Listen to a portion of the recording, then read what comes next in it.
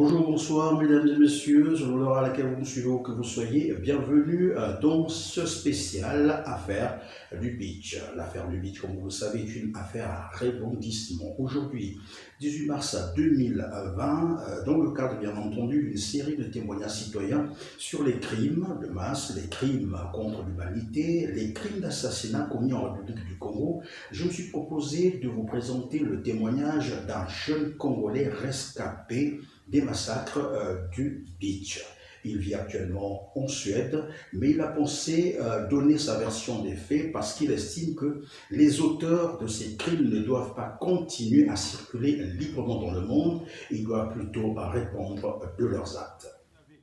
C'est parce que nous sommes restés tranquilles. Ma conscience sur les vérités des criminels, sur les vérités des crimes que Sassou et son monde ont commis au Congo m'a toujours dérangé. C'est pour cela qu'on va apporter toutes les vérités. Toute personne. Il y a des gens ici. Oh, j'ai toute la liste des gens, des grands criminels. J'ai vécu à Wenzé, Mpila. Donc je connais la plupart des criminels qui habitent en France. On va vous dénoncer. On va vous mettre sous la justice.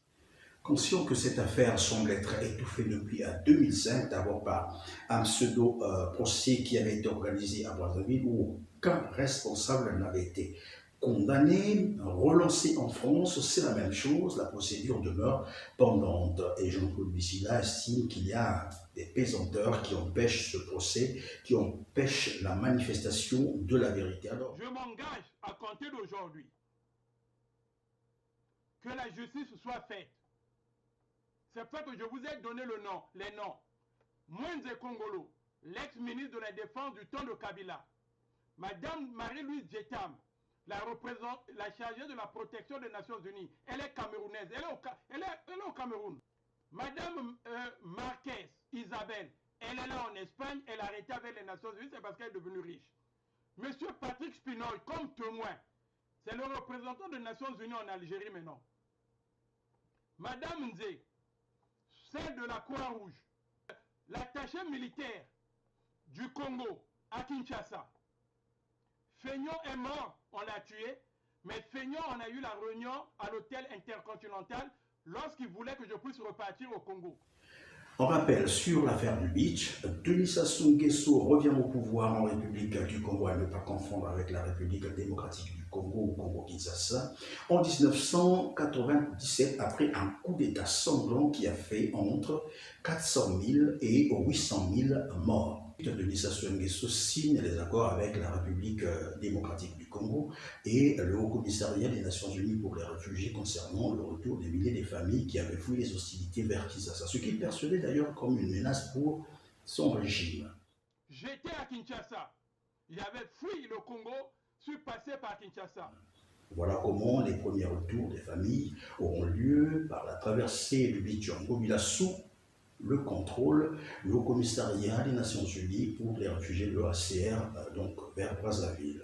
Arrivés à Brazzaville, ces familles ont été accueillies par une dizaine d'autorités gouvernementales et militaires, dont l'ancien ministre de la Santé de l'époque.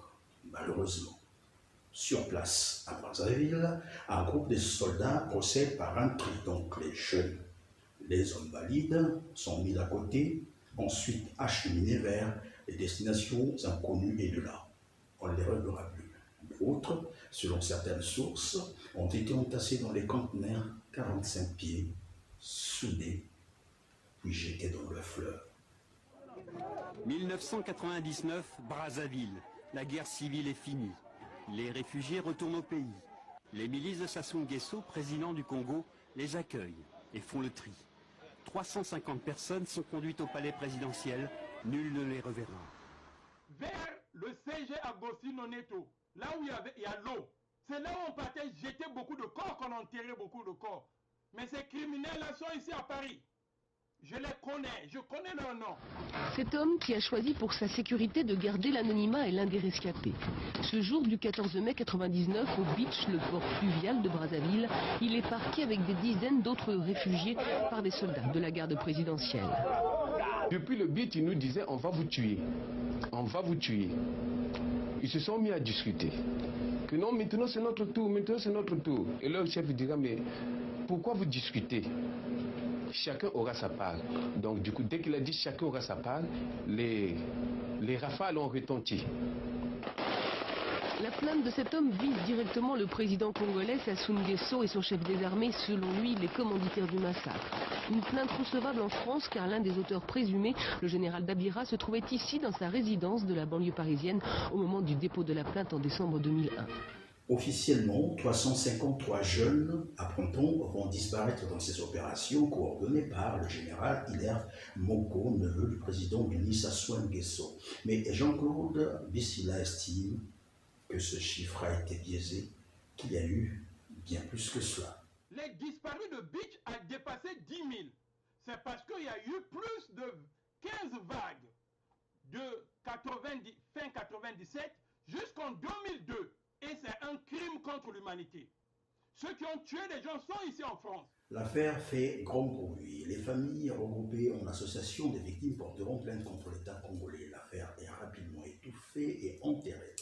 En août 2000, l'affaire rebondit. La justice congolaise est obligée d'ouvrir une nouvelle procédure judiciaire qui aboutira à un procès en 2005.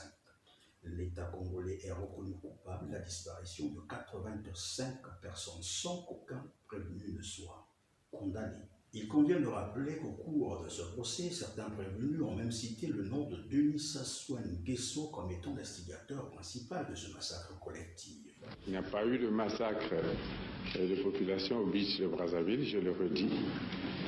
Nous retirons à la justice française le droit de se saisir d'une affaire qui est déjà instruite au parquet de Brazzaville. Parmi les prévenus figuraient l'actuel directeur général de la police, le général Jean-François Altinguet, le colonel Marcel Sourou, mort en prison pour une affaire d'atteinte à la sûreté de l'État, et le général Norbert Dabira, qui lui aussi, curieusement, est en prison actuellement pour atteinte à la sûreté de l'État.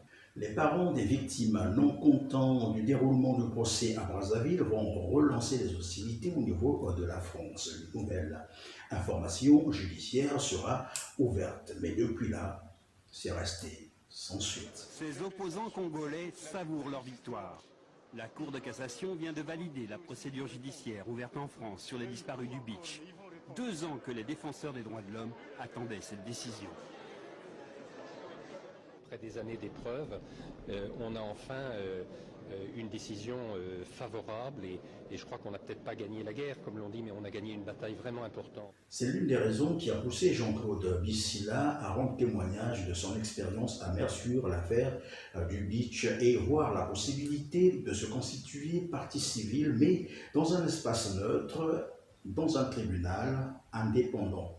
Parce qu'il estime également qu'il doit avoir des pesanteurs, sinon des pressions politiques qui empêchent la manifestation de la vérité sur l'affaire du Beach. Nous devrons arrêter par la justice Marie-Louise Djetam.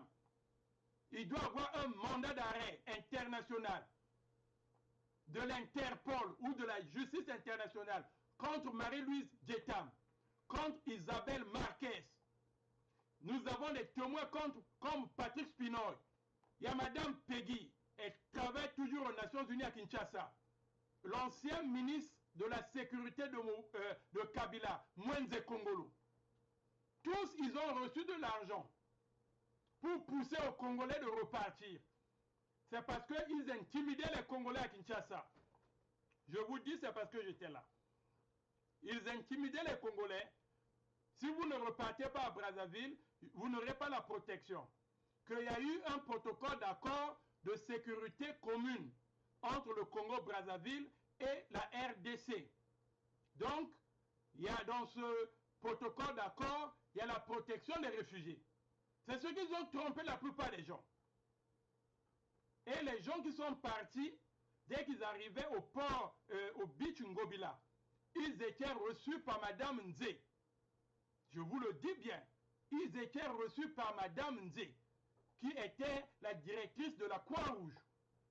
Donc même la Croix-Rouge, il faut amener la Croix-Rouge en justice, pour que les vérités la puissent sortir. Et on sélectionnait tous ceux qui étaient du sud et on les amenait vers Ndjiri 45, Itatolo, vers Simbapel pour les tuer. Je me porte partie civile pour apporter toute la vérité sur les crimes et les criminels qui sont encore à l'air libre en France ou dans les pays qui les ont accueillis. Par ailleurs, Jean-Claude Bissila affirme que certains responsables des institutions internationales étaient complices de ces crimes odieux et doivent répondre devant les tribunaux. Mais comment a-t-il échappé à ce massacre? J'ai croisé Feignon par la délégation qui était venue me voir à l'hôtel. Ils m'ont invité à l'hôtel intercontinental de Kinshasa. Feignon faisait partie. Et l'attaché militaire du Congo à Kinshasa faisait partie. Ils m'ont proposé de l'argent afin que je puisse repartir au Congo. J'ai refusé. Je les ai dit que, à moins que vous me tuiez dans cette salle, à moins que vous me tuiez, mais il y avait la sécurité, à ce temps-là, c'est moins des Congolos qui étaient, donc il y avait aussi des unités de sécurité. Lorsque je suis parti à la réunion, ils étaient dans l'hôtel, ils étaient dans le couloir. Donc lorsqu'ils ont remarqué ça, ils ont voulu négocier avec moi. J'ai dit que je ne vais pas négocier avec vous. Donc c'est comme ça qu'ils tuaient les gens. En négociant, on dit que vous allez repartir au Congo. Lorsque vous arrivez, on vous tue. C'est parce que moi-même, je devrais être victime des disparus de Beach.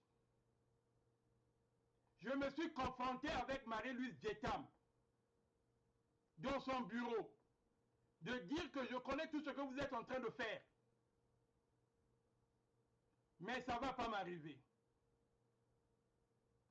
Lorsque le personnel a entendu cela, et Patrick Spinol savait que je lui ai dit que j'irai à l'ambassade des États-Unis, me réfugier à l'ambassade des États-Unis du crime que vous êtes en train de faire. C'est là où on a voulu maintenant me déplacer de Kinshasa. C'est parce que je leur avais dit la vérité. Et lorsque j'ai eu le contact avec l'ambassade des États-Unis, pour ma réinstallation, ils avaient maintenant peur de moi. Ils m'ont envoyé pour la sécurité en Mbujimaï. Mais car en fait, c'était un piège. Pour que l'ANR, la sécurité de Kabila, puisse me rapatrier au Congo-Brazzaville. Le gouverneur m'a reçu dans son bureau. Le gouverneur du Kasaï m'a reçu dans son bureau. Il me dit, petit frère, si tu ne pars pas d'ici, tu vas te retrouver à Brazzaville.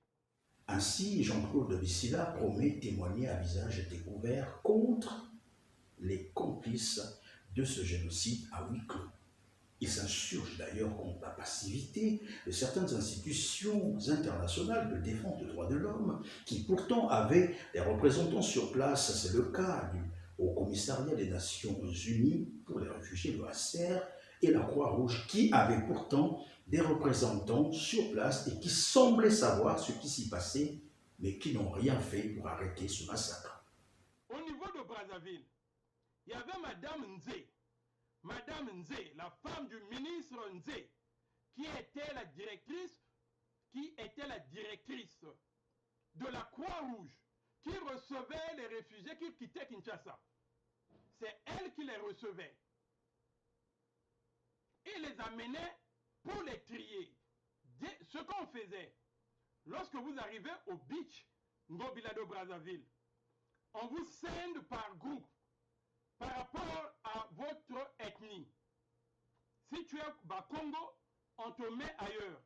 Donc tous les Bakongo, on les prenait, on les montait qu'en Ndjiri, il y avait des maisons qu'on avait construites provisoires pour les réfugiés. Et on les mettait dans les véhicules et on les amenait en Ndjiri pour les assommer. Madame Nzé connaît la vérité. Elle est maintenant malade ici en France. Il y a une femme espagnole, Madame Marquez Isabel. Marquez Isabel, elle est là en Espagne. vous pouvez la confronter. Et si elle refuse, je vais la confronter. Madame Marquez Isabelle, elle était la deuxième personnalité de la sécurité. Allez en Espagne, regardez, voyez ce qu'elle est devenue, avec l'argent du Congo. Il y avait un monsieur, un Belge, au nom de Patrick Spinoy, qui ne voulait pas rentrer ces problèmes.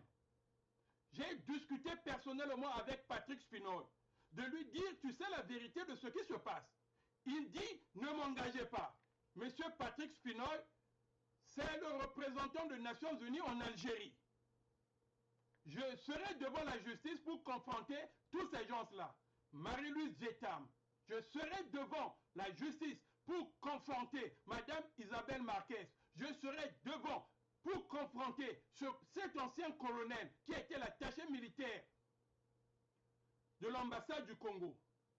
Je serai là pour la vérité de notre pays, devant la justice française, devant la justice européenne, suédoise, devant la justice anglaise, devant la justice néerlandaise. Je serai de la partie civile. C'est parce que je connais les vérités, je connais les noms. La loi sur les rapatriements dit ceci. Les réfugiés qui sont dans les camps de réfugiés ou qui ont fui la guerre, qui ont fui des violences, après la guerre, ils ont 6 mois de protection des Nations Unies, même s'ils repartaient dans leur pays. C'est parce que, en cas de représailles, ils peuvent repartir sous la couverture de la protection des Nations Unies. Donc, lorsque un réfugié repart dans son pays, il y a un suivi entre les Nations Unies et les organisations humanitaires du pays de rapatriement. Est-ce que les Nations Unies ont fait le suivi des Congolais qu'on avait rapatriés au Congo? Quel est le bilan des Congolais qu'ils ont enregistré qu'ils étaient en vie? Comme vous l'avez probablement compris, Jean-Claude Bissila s'est vu obligé de faire ce témoignage pour briser le mur qui semble empêcher la manifestation de la vérité autour de l'affaire des disparus du Beach. Il suspecte d'ailleurs une pression politique. Pour preuve, le président Denis Sassou Nguesso, agacé par les multiples interpellations de ses collaborateurs, dont Jean-François Ndengue, Pierre Oba, Norbert Davira, s'est vu obligé de faire pression à la France au point de conclure un accord de n'autoriser aucun membre du gouvernement congolais à déférer aux convocations des juges parisiens. Malgré les pressions diplomatiques, 2 proches du président congolais sont mis en examen. Le général Davira, qui prendra la fuite, et le chef de la police de Brazzaville, le colonel Ndengue. Il est écroué à la prison de la Santé, mais quelques heures plus tard, il est libéré. Il a miraculeusement retrouvé son immunité diplomatique. Dans la foulée, la justice française annule toute l'instruction. C'est ainsi que prend également fin ce numéro de témoignage citoyen qui a porté sur l'affaire du Beach. Je vous retrouve prochainement avec un autre témoin. Lui va nous expliquer également comment il a pu échapper à ce massacre en se déguisant en femme. Heureusement pour lui qu'il portait la perruque de sa femme. À très bientôt. Merci.